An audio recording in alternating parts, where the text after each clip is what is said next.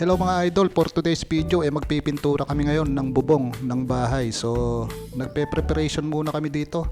Nililinis mo naming mabuti yung bubong para matanggal yung alikabok.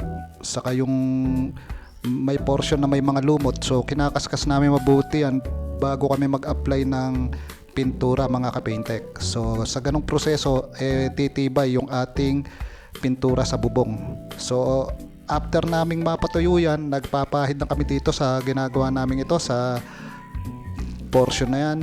Nagpe-first coating na kami mga kapaintek. So bintahi po kasi mga kapaintek yung malinis yung bubong, exposed po kasi sa dumi at alikabok yan, at gano'n na rin sa araw. Maganda malinis na malinis para sigurado kapit na kapit at hindi basta-basta matatanggal yung ating pintura pagdating sa bubong. At ang gagamitin naman namin dyan syempre ang roof shield na gawa ng Davis paint mga kapaintek. So napakagandang pintura pagka kayo magpapapintura ng bubong. So ayan na nga po yung naipinis namin na portion. So medyo maluwang din itong pinipinturahan namin.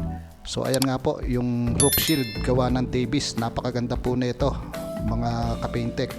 Kaya inirecommend ko sa inyo, kung kayo magpapapintura ng bubong, gumamit po kayo ng Davis na roof shield. Hanapin ng tatak Davis, basta Davis, the best mga kapaintek.